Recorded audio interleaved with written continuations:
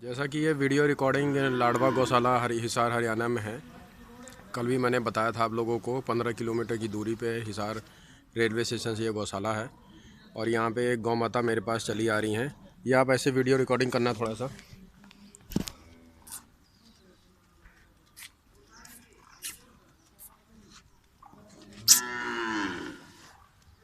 चलो आ जाओ।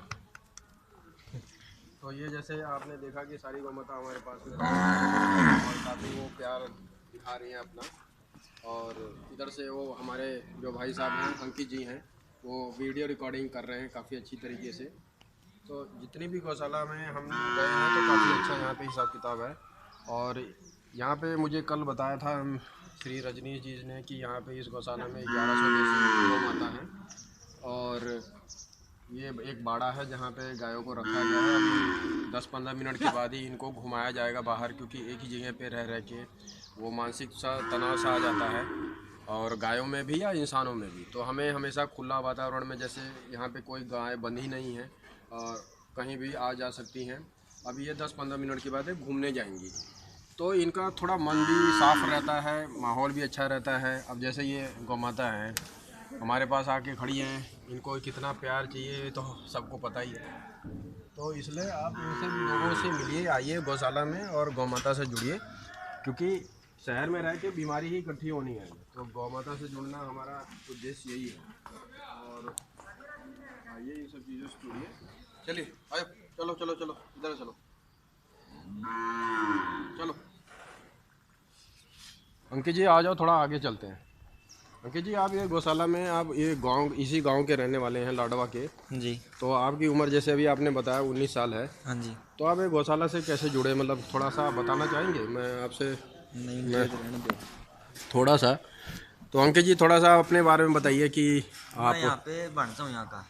अच्छा जी। तो मेरे को यहाँ से बचपन से गौशाला से यहाँ पे आता जाता रहता हूँ, खेलने आता था यहाँ पे, तो यहाँ पे आ जाता था। हाँ जी, हाँ जी। तो यहाँ बचपन से जुड़ा हुआ हूँ इससे। हमारी ये है कि यहाँ पे आते हैं, गौओं की सेवा कर जाते हैं। हाँ हाँ हाँ। यहाँ पे मन लगा जाता है, थोड़ा मन चंचल सा वो है, सही स्वभाव है यहाँ, सही हम्म। माहौल है, अच्छा लगता है यहाँ तो पे। आपने जैसा देखा कि अंकित जी ने बताया कि उनकी जो लगाव है वो बचपन से ही है, और मात्र 19 साल की उम्र में ही वो गौ माता से जुड़े हैं। और ऐसा ही लगाव जब हमें लगेगा गौ माता से, तभी हमारी गौ माता बचेंगी। क्योंकि अब वो समय आ गया है कि जो ये गौ माता की दुर्दशा ख़राब हो रही है, उस पर हम लोग थोड़ा सा सीरियस हो जाएं और ऐसी जगह पे हम आएँ। तो जैसे मैं अभी वीडियो में दिखा रहा हूँ कि ये पूरी मतलब गौशाला में ये इतनी सारी गौ माता हैं। अभी बाड़े की साफ़ सफाई में ये लेबर लोग, भाई लोग लगे हुए हैं, क्योंकि साफ़ सफाई तो ज़रूरी होती ही है।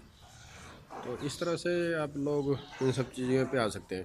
अंकित जी, इस पे कुछ और भी कहना चाहेंगे इस गौशाला के बारे में, जो आप जानते हैं इतने साल से? आप गौशाला में कब से जुड़े, कितने साल से जुड़े, और क्या क्या कुछ थोड़ा हमें पहले बता तो सकते हैं? गऊ गऊ घर पे होती थी, गऊ होते थे, हाँ बलद जी, हाँ होते जी, थे। हाँ हाँ हाँ। आज इनकी कदर घटा दी।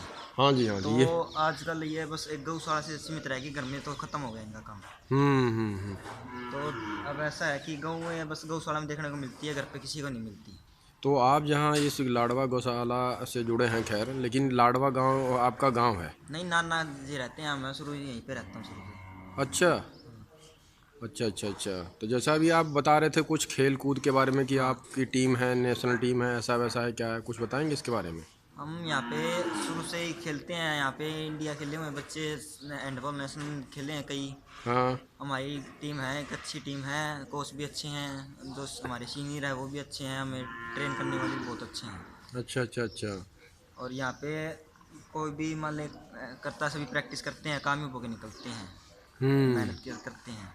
तो आपका रात में, जैसे कहते हैं कि देसी गौ माता का ज़रूर लोगों को रोज़ ग्रहण करना चाहिए 1000 बीमारियों से बचने के लिए, हाँ। तो आप भी रोज़ दूध का सेवन करते हैं? हाँ, दूध का सेवन सभी करते हैं, हम्म। बट गाय का तो आजकल कोई नहीं करता, क्योंकि सभी घर में भैंसी हो गई है, दूध वैसे कोई रखता कोई नहीं रखता। अच्छा, हरियाणा में तो मैंने ये नोटिस ज़्यादा डिटेल में देखा गया है कि वहाँ पे भैंस के दूध हाँ। का ज़्यादा वो, क्योंकि वो पहलवानी पे ज़्यादा ध्यान देते हैं हाँ, पहले हरियाणा के लोग। तो पहले होती थी दादा और की, उसमें पहले दादा और थे उनकी साइड में गायें बहुत ज़्यादा होती थी, हाँ। पशुपालन बहुत ज़्यादा होता था, बट अब नीचे नीचे गिरता जा रहा, पशुपालन हो गया, खेती हुई कुछ भी। अच्छा अच्छा अच्छा अच्छा। तो इस पहले खाते थे पीते थे लोग, पहलवान होते थे, बट अब कहाँ है ऐसा। अब पहलवान नहीं है, अब सब खत्म हो गया है, अब शरीर खोखला हो गया है हाँ। नकली चीज़ खा के। तो आप भैंस का दूध का सेवन करते हैं, खैर वो तो भैंस का दूध थोड़ा मोटा होता है, लेकिन आप मेहनत भी तो करते हैं पूरे दिन, तो वो पचा भी लेते हैं, क्योंकि भैंस का दूध थोड़ा मोटा है तो उसके लिए मेहनत का भी करना होता है पचाने के लिए। तो आप इतना तो मेहनत कर ही लेते होंगे। वैसे देखे जाए तो हर बीमारी का रोग गऊ का दूध है। हाँ, ये आपने सही बात बताया है।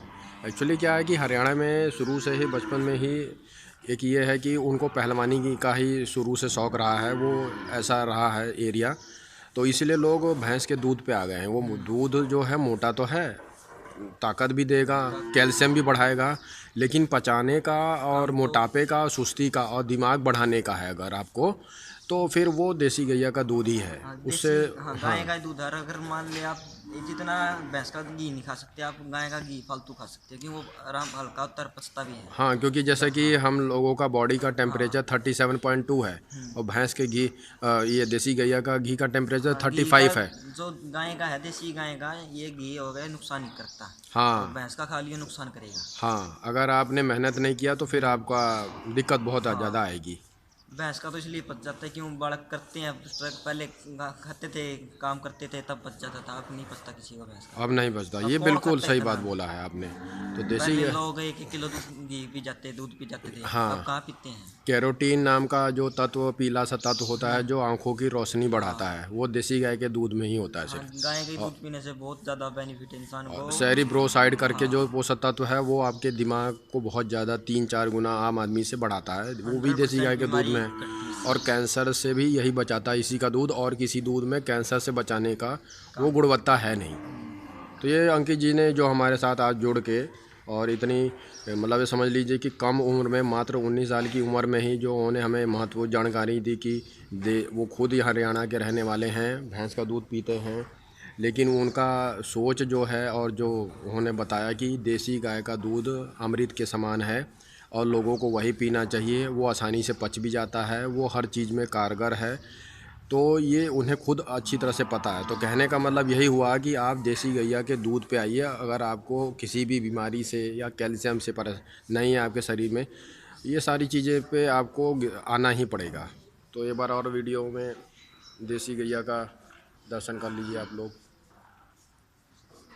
और भी गाय तो और कहाँ पे है, मतलब जैसे इनके यहाँ पे कितनी बाड़े हैं ऐसे इस तरह के? 2-3 बाड़े हैं यहाँ पे। 2-3 पीछे बाड़े भी हैं। है। यहाँ अच्छा। पे जो गुड़ होता है ना, देसी गुड़, हाँ हाँ हाँ, गन्ने गुड़, का। गन्ने का। हाँ, वो भी निकाला जाता है, देसी हाँ, गुड़। मुझे कल रजनीश जी ने बताया था, हाँ। और राजू जी भी हैं कोई, कह रहे थे कि 90 रुपये किलो ऑर्गेनिक गुड़ है, जैविक गुड़ है, बिना मसाले वाला, बिना केमिकल वाला। बहुत अच्छा गुड़ है। अच्छा अच्छा, है खाने तो के लिए आपने भी। खाया हुआ है? हाँ, बहुत खाया हुआ है यहाँ पे। अच्छा। हम आते थे स्पोर्ट्स करके खेल के आते थे ना, हाँ। तो गुड़ खाते थे यहाँ पे। अच्छा अच्छा अच्छा अच्छा।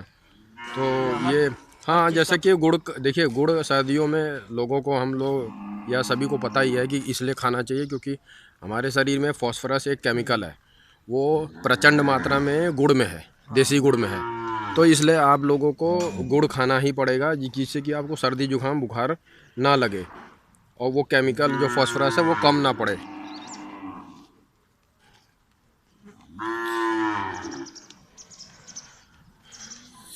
और उस तरफ पे भी है।